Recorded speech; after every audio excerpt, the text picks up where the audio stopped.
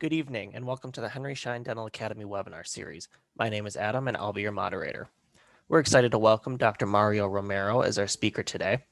Dr. Romero is the clinical director of Romero Dental Seminars and has over 50 publications in national and international peer-reviewed journals. At any point during the webinar, if you have questions, please type them into the Q&A section of your control panel and we'll reply via email within 2 business days. Henry Schein is not offering CE credit for viewing or attending this presentation live or on demand, and this webinar is sponsored by Cavo Kerr. Dr. Romero, take it away. Well, thank you very much, Adam, and I want to thank Henry Schein as well for the opportunity of being here with everybody that's listening. My name is Dr. Mario Romero. I'm originally from Ecuador, South America. I've been here in the United States now for 10 years, and I am, very happy and overwhelmed, to be honest with you, to be able to present this topic to you, everybody today. I am going to talk about advanced direct restorative procedures, unpacking biological response, aesthetics, and longevity. And I hope that you really enjoy my presentation. And at the end of the presentations, I will take some questions as well. Well, my goals for today are to kind of give you a broad perspective of 3 topics that I believe that are very important in aesthetic restorative dentistry, that we practice every day in our offices. The first one is going to be dental adhesives. I think that there's been a lot of new products in the market that are definitely, I believe, enhancing what we're doing in our clinical practice. But I do want to share some ideas and some very good concepts that you have to keep in mind when wanting to use these adhesive for like different procedures. I'm just to give you an example. It is not the same to use them for direct restorative procedures. Sometimes it's a little bit different when you want to use them with indirect restorative procedures. So I'll make sure that I'll touch on that and give you some perspective on that topic for you guys to use. I'm going to talk about posterior composites, and at the end, I'm going to get into a little bit of the highly aesthetic direct restorative composite restorations as well. So when you look at this photo, you can have a really good idea, a very broad perspective of what the market looks like today when we're talking about dental adhesives. And I know that I'm missing a whole bunch here in this slide. So there's a lot of options out there. One company has multiple options. So depending on the system or the brand that you use, that same company is going to be able to provide you with multiple options. And the question that I have for myself sometimes is, when is it the right, when can I really match the best adhesive for the actual dental procedure that I'm going to be performing? And that's really what I think we should kind of look into in a little bit. In order for me to explain this to you, I want to get a little bit of historical perspective. And one of the things that I want to tell you is that I think that we can all agree today that acid etching the enamel has never been a problem. So we know it's very, very predictable. And that's the reason why, regardless of the system that we are using, I always recommend, if you have enamel, use your phosphoric acid on the enamel. So that's something that and I'll share with you some cases so that I can highlight that for you. But keep always that in mind. This is the best substrate that you have. You want to keep that substrate on your side. That being said, if you're looking at indirect restorative procedures, that's one of the reasons why I personally like a lot of partial coverage restorations.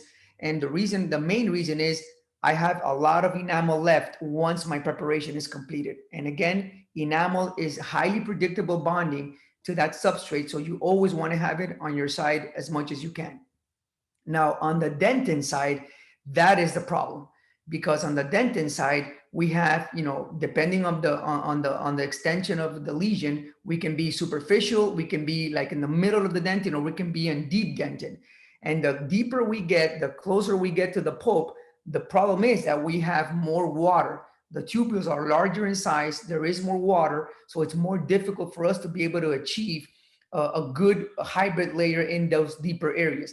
Not only that we have an issue achieving the hybrid layer because we have less intertubular dentin, which is the mineralized portion of the dentin, but also we know, and there's a lot of evidence, in vitro and in vivo evidence, that supports the resin globule diffusion through those tubules into the pulp, creating pulpal irritation and sometimes irreversible pulpitis. So keep that in mind. All these things are things that we have to understand, because if we don't understand them, we end up having issues with our patients. So when you're working, it's not the same for you to work on deep dentin compared to middle or superficial dentin. These are 2 different substrates, and we have to make sure that we treat them accordingly based on the actual preparation and the, how deep we are in our preparations. And I'm just going to give you a really quick example here. We have two different patients here, one patient on the left, one patient on the right. You can see that my patient on the left, it's a very superficial dentin. I'm not deep into that preparation. I don't have a problem creating, doing a total etch technique and using a bonding system like OptiBond Universal, which I know allows me to do either total etch or self etch. In this particular case, there is no reason for me to use its self etching properties because it's superficial dentin and I have a lot of enamel around that dentin. On the other hand, on the right hand side, it's a totally different case. This patient was hypersensitive when she got into my chair.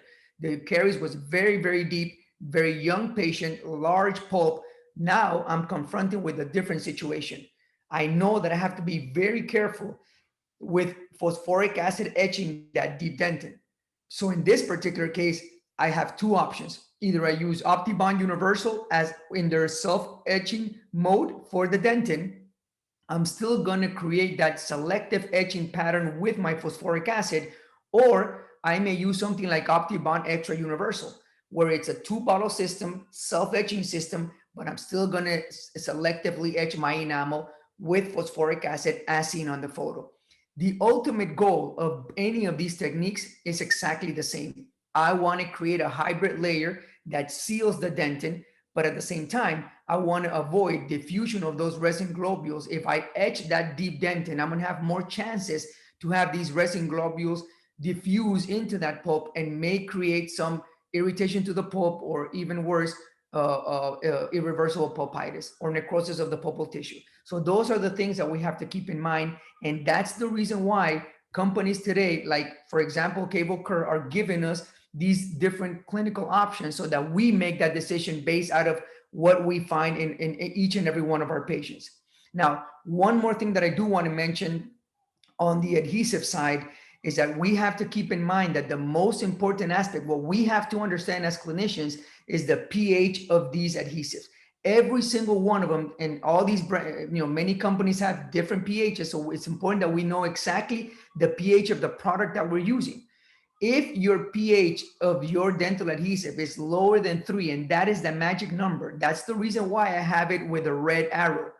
If your pH is less than 3, meaning that your adhesive is very acidic, you are okay using that for direct restorative procedures, but it will be different when you're using it with chemically cured or dual cure resin cements for indirect restorations, because the acidity of the the pH or the acidity of these adhesives will interfere with the polymerization or dual curing properties of your resin cements. So there are systems out there, and I'm going to give you a good example. I'm going to give you OptiBond Universal. That system specifically has a pH higher than 3, which means that you do not need any special or any activator to increase the pH of this product when used with dual cured resin cements. But let me give you another example of a really good product as well. One Coat 7 Universal by Colteen. It's great dental adhesive. It's a universal type of dental adhesive, but their pH or its pH is lower than 3. And that's the reason why Colteen fabricates an activator for the universal adhesive system when used with dual cure resin cements. So if you're going to use a dual cure resin cement with this specific dental adhesive that has a pH less than 3, you need to make sure that you combine that dental adhesive with the activator so that you can increase the pH and will allow full cure of your dual cure resin cements. So please keep that in mind, because I know that as a general dentist, you're doing a lot of direct restorative procedures, but you're doing a lot of indirect restorative procedures as well. And it is different when you're, depending on the system that you're using. And again, one more time, just to make this very nice and clear, if I'm going to use OptiBond Universal and I have an onlay preparation here, I have a ring of enamel around my preparation, that's the reason why you're seeing this phosphoric acid all around this preparation, because I want to take advantage of my enamel. I want to make sure that I acid etch that enamel, that ring of enamel that I have around my preparation, and then only on this deep dentin that I have on the actual core of my preparation, I'm going to use the self-etching properties of OptiBond Universal. or any other universal system out there. But because OptiBond Universal has a pH higher than 3, I'm not worried about it affecting any dual curing properties of any resin cement that I'm going to use for this particular case. So that's the thought process that you have to have before you decide which system you want to use in your practice and how you want to deliver your indirect restorative restorations. So I think that that's a good introduction for the dental adhesive side of my presentation today, because now that we kind of understand that portion, now I'm going to take you to posterior composites. And I'm going to be very, very specific, because I know that there's some materials out there today that are being, commonly used out in clinical practice in dentistry today. And these are what we call the single shade systems. And it makes sense. At the end of the day, we want to be predictable. We want to simplify our dental procedures. We want to simplify our inventory in our practice. We want to keep all these things simple. So, it makes sense that if you can use, a single shade for every restoration in your practice, well, hey, why not? Why not go for it? I mean, it simplifies a lot of the things that I'm going to do every day. But the reality is that you have to look into this a little bit deeper. And that's what I'm going to do for you today. I'm going to help you look at this in a little bit of a different way. And we're going to compare these two systems out there that I personally have used. And, the newer one is the Simply Shade composite system by Cable Kerr. And then, the single shade system by Tokuyama known as Omnichroma. I think that these are two products that are very well known and they are in the market for everybody to use. Now, they are different because if you look at Simply Shade, well, they have 3 shades. So it's not a single shade system.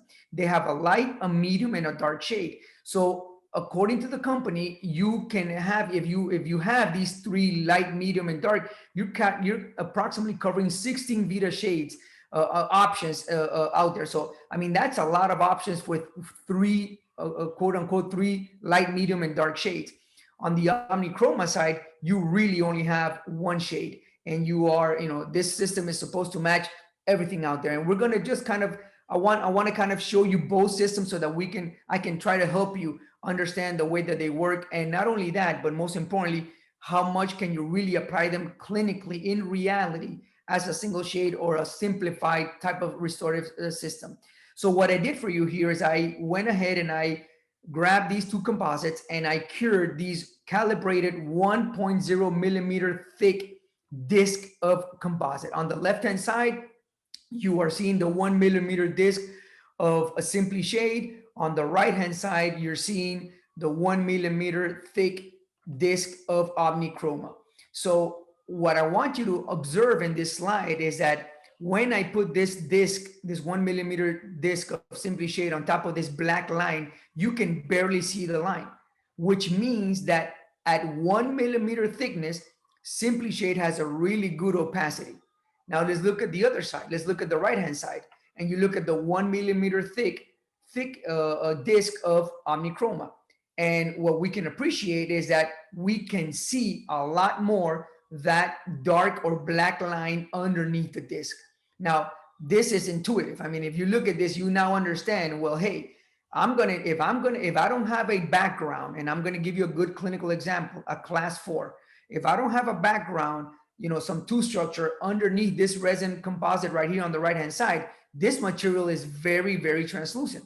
And that's the reason why Omnichroma makes a blocker. So when you think about it, Omnichroma is really not a single shade, because if you have a class 4, you need to use their blocker, which now is a separate syringe with a separate shade. So keep that in mind. On the other hand, Simply Shade, they don't have a single shade, and they're out front saying, hey, we have 3 shades. But the one thing that I want to give them is that their shades are more opaque. Are they opaque enough for me to, let's say on a large class 4 to hide everything? Well, I personally don't think so. I think that if we analyze this, if we have an area of the composite that is less than 1 millimeter thick, we will see, because the thinner this will be, obviously, the more we're going to see that line. So this is nice and opaque, but it's not 100% opacity that you're getting with the disc. So I'm going to share with you a case at the end, and I'll tell you how I handle and how I manage that. But it's just understanding the materials. Now, when you look at the same, now I have 2 discs of the same composite on the left and the right. each one of them has a 1 millimeter thickness. So this is 2 millimeters here, and this is 2 millimeters on the right hand side. 2 millimeters for Simply Shade, 2 millimeters for Omnichroma. If you look at the left hand side, now with 2 millimeter thickness of this composite, I cannot see the black line anymore. So now I have 100% opacity. And that is the difference between the 1 millimeter and the 2 millimeter. So if you think about this on a clinical perspective, if you have a class 4 and more gingivally, your increment is thicker, and that's normal, but it thins out towards the incisal edge, you know you're going to get some mild translucency or very light translucency towards the incisal edge because the composite is going to be thinner. Same thing happens with Omnichroma. The thicker it is, the less you can see that line underneath. So this is good, and it's important because when we're doing posterior restorations, when we're doing posterior composites, that's when these materials become really useful because they're not highly aesthetic. And you know today that if your preparation is more than 2 millimeters in thickness, and normally that's the case, you're going to have good opacity with one or the other. So, but again, the idea is that you want to try to use these materials as much as you can in your practice, and as a wide as the widest clinical applications, anterior and posterior teeth, if possible. So with Omnichroma, I'm going to give you a clinical example. And just to show you how this works, you can see that this is an MOD, large class 2, buccal lingual width of the boxes is considerable. I'm going to have to do 3 restorations here, but I'm going to show you just the first one that I did for this patient on that first molar. Now I want you to see that I have a lot of enamel. I have deep dentin on the mesial box and a little bit deeper, deeper on the mesial, a little bit shallower on the distal, but it's still deep dentin. So I'm going to go ahead and I'm going to isolate. I'm going to place my band. I'm going to selectively etch, and I'm going to use their self-cured adhesive system, the universal bond that comes with this composite. So everything is made by the same company. I'm going to go ahead and I'm going to now layer my restoration. And I always recommend doing building the proximal walls first, and then building in the internal surfaces, using different increments so that you can kind of recreate the anatomy of the cusp. As you are seeing on the photo, I go ahead and I adjust the occlusion, and there you see my first restoration completed. I still have to do the second molar and the premolar, but I want you to just to look at this first restoration where you have more tooth structure, and this is exactly what the company states.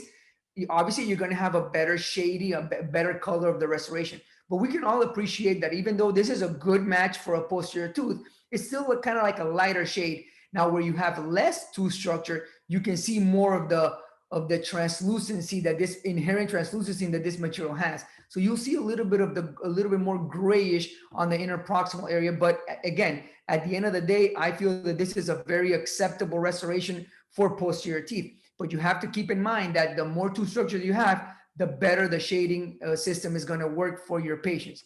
Now, I'm going to do the same thing on a posterior tooth, but now using Simply Shade, just to show you the differences in regards to the opacity. Again, I have this failing restoration here, the secondary decay on the distal box. So we remove that restoration. And here you see my completed preparation. Rubber dam isolation is mandatory in my practice. You can see now my matrix band, the wedging. I've created now my inner proximal walls, everything using that Simply Shade. And I normally 80% of the times I'm using their medium shade, which is what I would call the universal type of shade that they make in this system that is made out of 3 shades. And there you see my final carving on my preparation. Again, I want you to look at on the right-hand side is my completed occlusal adjustment, polishing of my restoration, but look at the blending of the material with the surrounding tissues. Again, this material has more inherent opacity, which gives you a more natural appearance, even if you're missing some tooth structure. And this is not that important on posterior teeth. I think that both materials are very acceptable for posterior teeth. But I'm going to share with you a Simply Shade case on an anterior tooth, and I'm going to walk you through the process, and then I'm going to let you judge the final restoration in just a couple of minutes.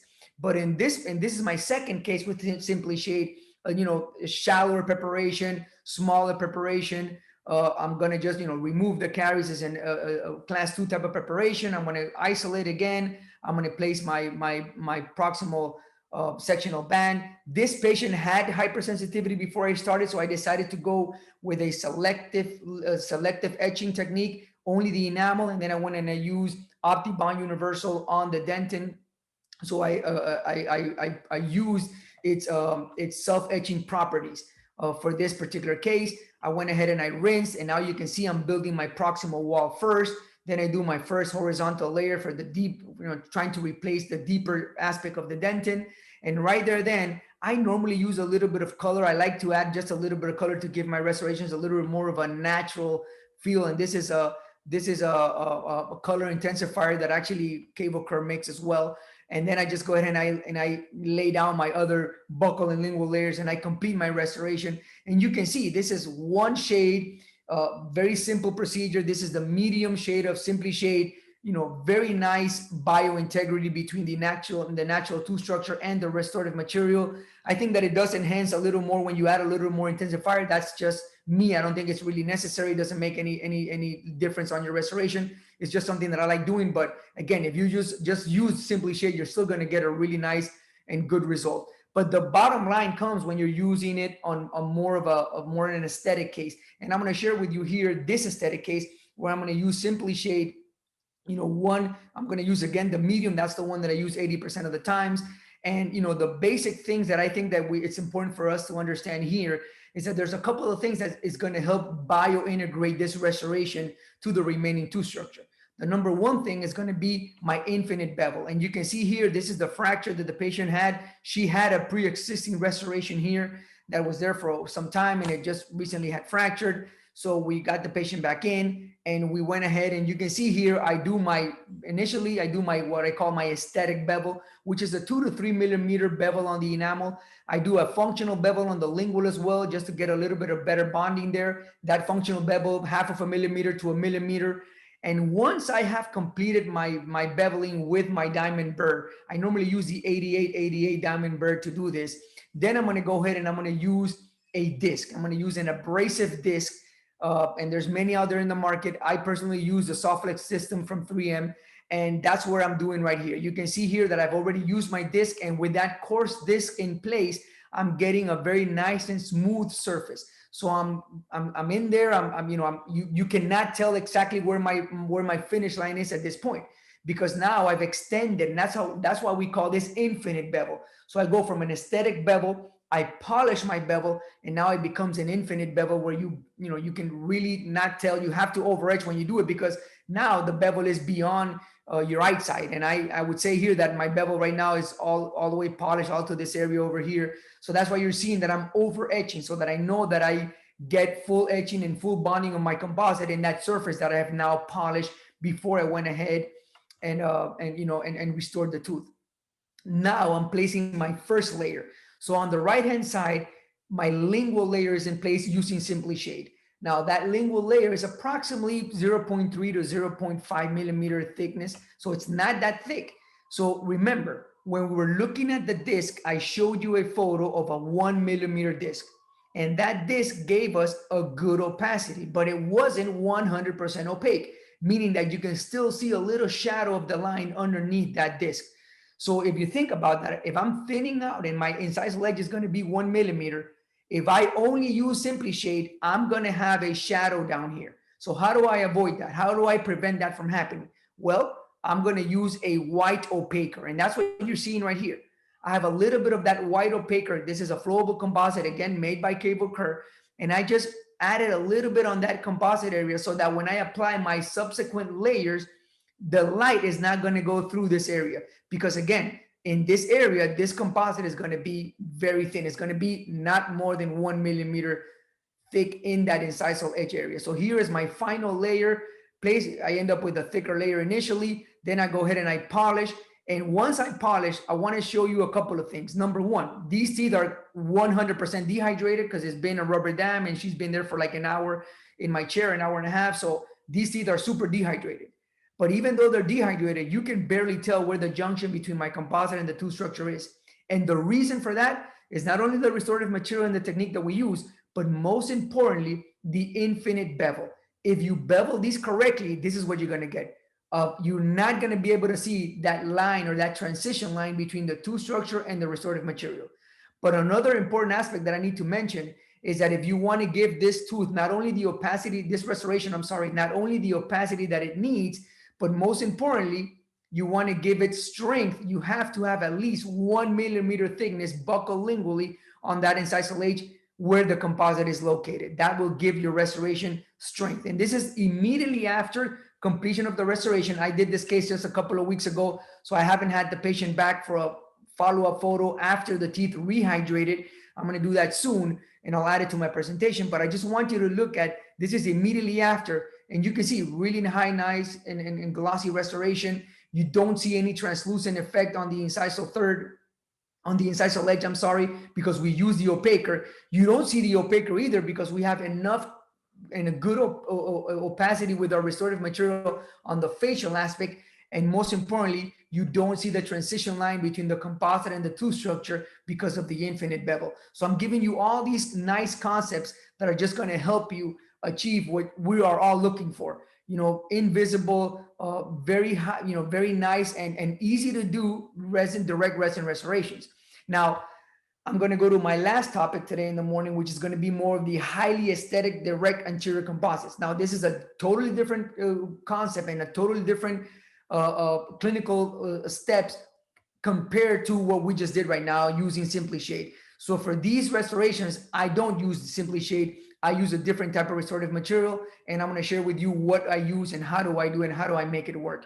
But the first thing that I want to tell you is about shade selection. This is very important. And you know what? I try to make it as easy as possible. I am going to use my Vita shade tab, even though it's not made for composite. It kind of helps us achieve the number one thing that I want to achieve with my shade selection, which is the basic shade.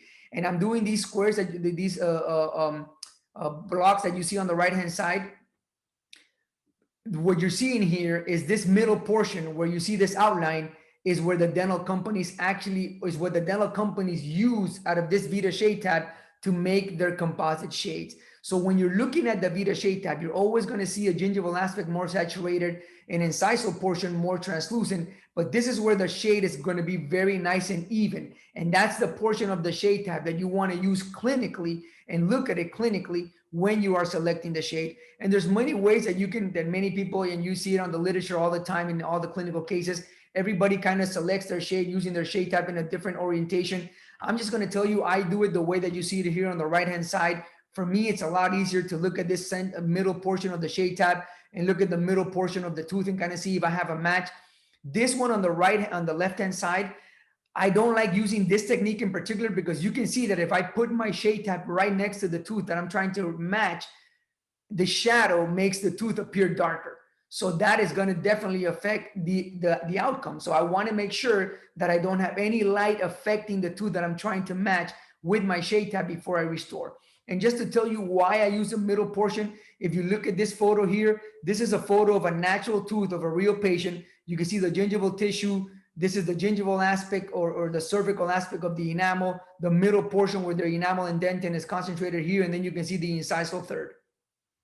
When I grab this tooth and I use this gray card right on top of the tooth, what you're seeing here is that you can see that the enamel has this pinkish type of hue or color in this cervical area. And the reason why it's there is because of the tissue.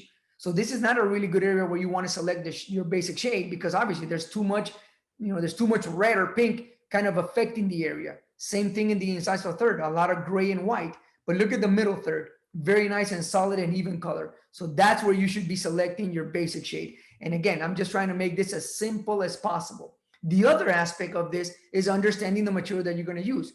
And for these cases, from the more aesthetic cases, I like using Harmonized from Cable Kerr. And again, I want to share with you the way that we try to do this to try to understand the shading or the color system that is used in different composites. This is very important for you to understand. Every system out there has a different way of looking at shade. And if you get 10 A2s from 10 different brands, every single one of them is going to be different. So you have to try to understand the system that you are using. So here with my dear friend, Dr. David Rubanowitz, we did this little project here where we fabricated 2 different discs. we used, and we did it for multiple shades. I'm just going to share with you a very small portion of our project here. We used initially 1.5 millimeter thick disc made out of Harmonized. And here I'm showing you a 1.5 and a 2 millimeter disc made with the same shade of Harmonized. These are both made out of A1D, which is A1 dentin. Harmonized has dentin shade, has enamel shade, and you can add some intensifiers, has opacers. I mean, it has a multiple of shades and opacities that you can use to really recreate nature by means of using a resin composite. Now, I want you to look at something, because what I'm going to do now is I'm going to add a 1/2 millimeter disc of enamel to the 1.5 millimeter disc. And you can see here, I have combined 1AD with A1D with A1E, which is the enamel version of the A1 shade. And when you look at this here, you can see that we have achieved complete opacity. I'm going to go back one slide because I want to make sure that you understand this. This is the A1D, and you can see the line. You can barely tell that there's a line underneath this disc. So the 1.5 millimeter of dentin is not 100% opaque. But if you add 1/2 millimeter of enamel to that 1.5 millimeter of dentin, now you barely can tell. I mean, there's 100% opacity. So you achieve the same opacity as you were to achieve by using a 2 millimeter increment of A1D. So combining or layering a dentin and an enamel shade with this system will give you better opacity. And this is true with many of their shades. This is A2D. Again, 1.5 and 2 millimeters. And now I'm going to add some enamel. And you can see here, A2D plus A2E. You don't see the line anymore. So we were able, just by adding 1/2 millimeter enamel, to achieve a very nice and opaque shade of material. Now, keep in mind that the thinner you go, right, the thinner it gets to the incisal edge, the more translucent the material is going to be. But in this particular case, in every restorative case, we want to have at least 1 millimeter thickness on the incisal edge. And by combining these two shades, you're going to get a nice opacity. Now, the other question is, if I combine dentin and enamel, am I going to be able to shade match the Vita shade tab? That's another question that we have. And in this particular case, we fabricated again a multiple disc, and we took these very nice photos. These are photos that are taken with a special filter so that there's no light reflection on the disc nor on the shade tab. They were all calibrated, that all are at the same distance. We gave it to different dentists, and they looked at them, and they were, they either said that they were imperceptible, or they were acceptable, or they were not acceptable, meaning that the shade that they were looking at, the combination of the enamel and dentin disc with the Vita shade tab, was not good. And this is what we're trying to do here. And what the result of this project was that many of our doctors said that when we combined A1D with XLE, which is an extra light enamel, the match between these two shades, these two layers, and the Vita shade tab was acceptable. And it was imperceptible if you increase the thickness of the dentin. So this is a 2 millimeter disc right here, with a 1/2 millimeter disc of enamel. So we have two different thicknesses with the same shade. And now we can see that one is a good match, one is an excellent match. So this is just to show you that these resin composites that are out there in the market, they don't have a perfect match. And that is what makes our job not that easy, because we have to understand the system that we use. And again, one more example here, you have an A2 shade tab. This is a combination of A1D with A2E at a 1.5 millimeter disc combined. That means 1 millimeter of A1D and 1/2 millimeter of A2E. And then you have the same thing over here with the 2 millimeter combination of the same shade tabs. And you can see they were both acceptable. So with this particular shade, there was really no statistical difference visually. In our visual exam, when we were analyzing these specimens, between the thicknesses of the dentin and the enamel. So again, this is in one system, just to show you the differences that you're gonna find. And again, this is just one more shade that we looked at, but the bottom line is this. We came out with this chart, and this chart here is a very nice chart that we created, because what we did here is that we simplified the harmonized system. We have now, from the Vita Shade tab, we have the ones that are commonly used in dental practice. It's A1, A2, A3, A3.5, B1, and B2. These are the ones that are most commonly used in restorative dentistry. And what we found out is that in these combinations, meaning 1.5 millimeter to 2 millimeter disc of these shades, A1D with XLE enamel and at a half of a millimeter thickness, or A1D with A2 enamel, they would give you these shades. So let's say that you have a patient that is an A3. What shades would you combine to get the best looking restoration, meaning, and the best match, optically, the best match for an A3 using harmonized would be the combination of 1.5 to 2 millimeters of A2D with A3E, half of a millimeter of A3E. So this is what we came up with, this formula that has made it very simple for us to say, okay, if I have a B1 patient, these are the two shades and these are the thicknesses that I need to use of the dentin and the enamel to get this outcome, to get this as my final, to get this match as my final result. Again, a little bit easier said than done. I'm just going to share with you some cases with the harmonized system. And I'm going to share you from a simplified version to a more complex version where you're mixing and matching different shades with these systems. Again, this is my case number one. And you can see, there's some decay, there's some old restorations there. So we're going to go ahead, we're going to do our preparations. We're going to, isolate and just, make sure that we remove all the unsupported enamel, make our infinite bevels, do our, prepare our class 3s from the lingual aspect, do the whole 9 yards, the things that we normally do in clinic before we go ahead. And here we're using a single layer of harmonized. So we're not layering enamel and dentin. We're only using dentin, because our goal for this case was really not an aesthetic goal. It was more, let's get all the caries out, because she had a lot of other issues going on her posterior teeth that we needed to address. So we were just going through this case. Again, we're not looking for high aesthetic restorations. We're just looking to restore these teeth and get her back to function as soon as possible. So you can see now, high gloss. What I want you to observe here, this is a single shade of harmonized. This is a dentin shade. And you can see that immediately after or upon removal of the rubber dam, you can see a little bit of a shadow here. That tells you that the material, even though it has a very nice and inherent opacity, the thinner it is, the more the light is going to be able to travel through it. And that's the reason why you want to use opacers and intensifiers, or you want to add enamel. You want to help yourself create an environment where there's enough opacity so that you get a really good result. This is a different case, a more complex case. This is one of the cases that I did in clinic with one of my students.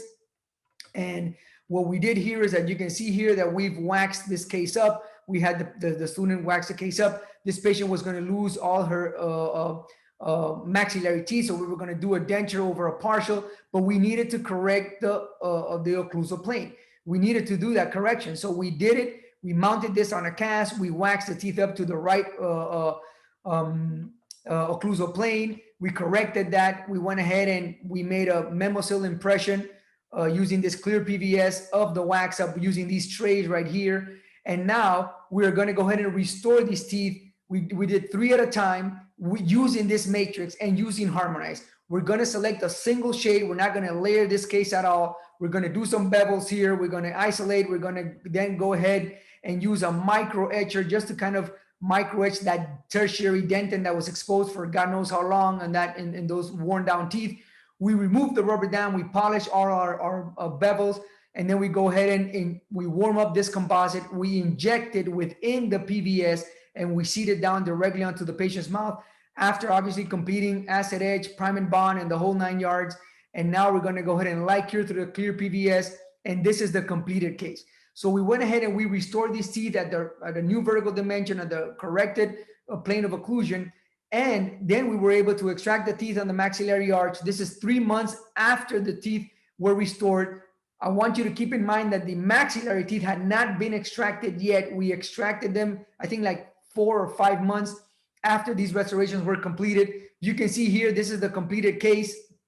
And this is 12 months after the completed case. And you can see where we started and where we finished with this patient. So this was a great service, and we were just using a single shade. And if you look at this case here, you can see that because of the thickness of the material, the restorative material on the incisal portion, it is very nice and opaque, and you don't see any translucency or any translucent areas in this material because we selected the right material with the right opacity, but most importantly, we had the right thickness of material at the end of our restoration.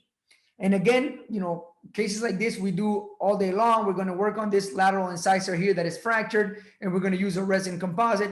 We decided first to bleach this case, and you can see here where we started and where we ended up after bleaching. We went ahead and we waxed the case up. We fabricated this lingual matrix, rubber dam isolation. This is another case with one of my students, and you can see a lingual layer. We used the dentin shade for the lingual layer. Because we knew that we were going to be very thin at the incisal edge, we went ahead and we added the white opaquer. Again, if you know that the thickness on your incisal edge is going to be 1 millimeter or maybe a little bit less, you want to make sure that you have a white opaquer so that you don't end up with a gray restoration. And that's very critical when you have these larger class 4s.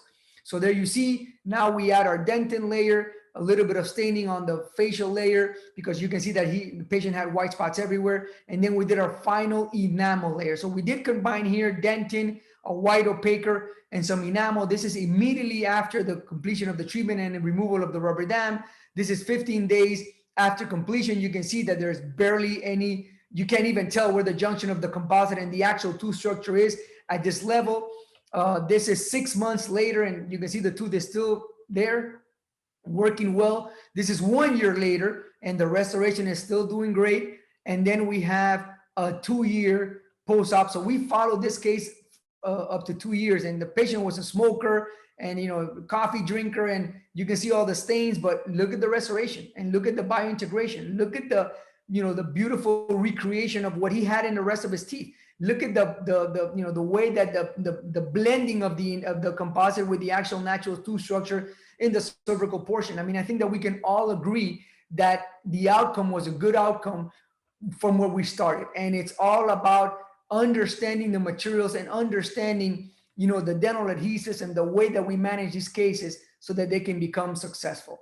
I hope that my presentation today was useful. I know that there's a short period of time to talk about a lot of topics, but I think that I gave you a lot of good tips that you can, that are going to be very useful for you immediately in your practice.